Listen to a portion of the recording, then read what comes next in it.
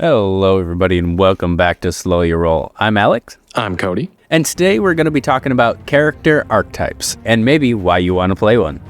Today we're going to be tackling the charming rogue. This character is often a fan favorite, known for their wit, cunning, and ability to get in and out of trouble with a smile.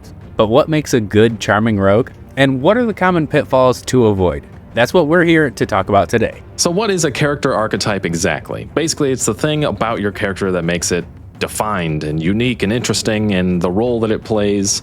It's kind of akin to just a class in general for a lot of TTRPGs. And it's no accident that we use the word rogue and the charming rogue, as the easiest class to identify this with would often be a rogue, but it doesn't have to be. But at its core, the charming rogue archetype is defined by a combination of key traits. Charisma, this is their bread and butter. They'll often be skilled at persuasion, deception, and just kind of winning people over. Cunning, they're clever and resourceful, and able to think on their feet for basically whatever comes their way. Skillfulness, they often possess a range of practical skills, such as lockpicking, sleight of hand, acrobatics, and stealth. And that is, of course, just referencing D&D skills specifically. And lastly, moral ambiguity. Now, this one isn't as necessary, but a lot of times they operate in a gray area, often bending or breaking the rules to achieve exactly what their goals are specifically. There is a decent amount of moral ambiguity when it comes to charming anything, the charming rogue.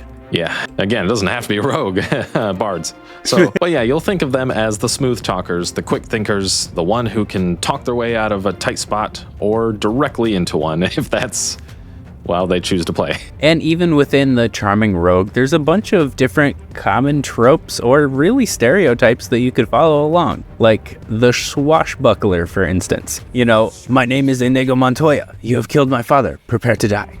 They're skilled swordsmen with a flair for dramatics, often engaging in duels and acrobatic feats. But if you're not really looking to be the fighting type of the charming rogue, you could always go for the con man, using their charm and cunning to usually trick people out of a little bit of coin. And you can usually find them involved in some sort of hairy scheme. And another one you could probably go with would be the lovable scoundrel or the reluctant hero. They're not necessarily evil, but they're also not saints either, using their roguish charm to give off that Loki-esque anti-villain personality. Or someone just dragged into a heroic event against their will, but they always rise to the occasion.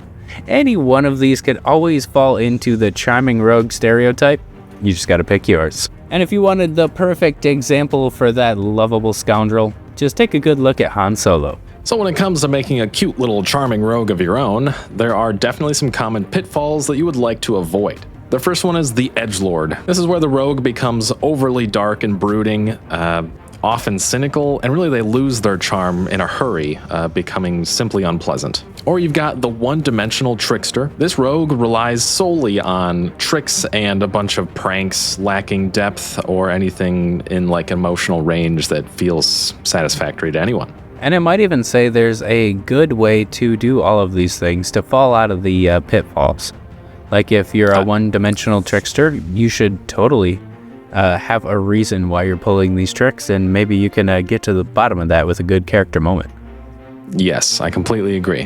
One more pitfall to avoid is the unreliable narrator type. What I mean by that is this rogue constantly lies and deceives, making it difficult for players, or if anyone's watching or anything like that, any kind of audience, to trust them.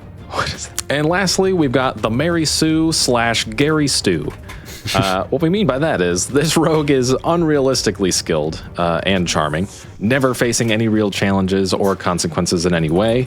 And this is kind of just something that you might have in your mind for your character that can't be played out at the table anyway, so it's just going to feel weird when you try.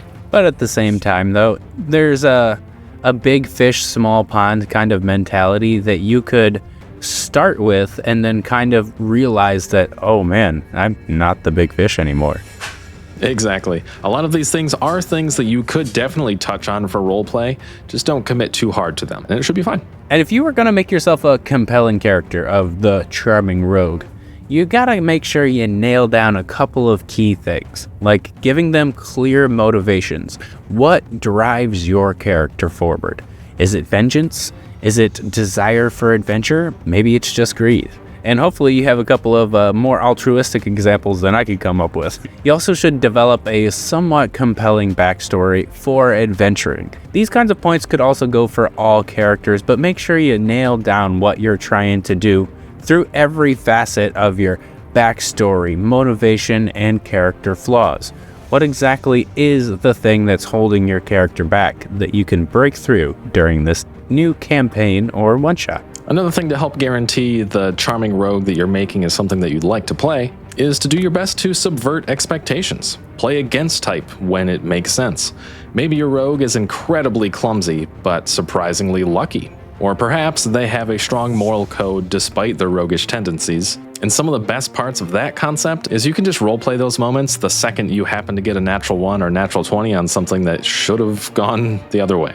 Lastly, one thing you can do is to focus on relationships. Be aware of how exactly you interact with other characters and try to make it that your character seems aware of that and what are their relationships like with their allies and enemies. Totally agree. And if you really think about it, you don't have to put one of the other players in your backstory, but every single campaign session, that's kind of like making a backstory with the people around you. And there could be one more way to give your character some depth as the charming rogue. You don't really have to adhere to just one archetype. Let's just say you're the con artist, somebody who's been kind of making your way in the world in the more dishonest fashion. But eventually you have a come to light moment where you're kind of like the reformed con artist.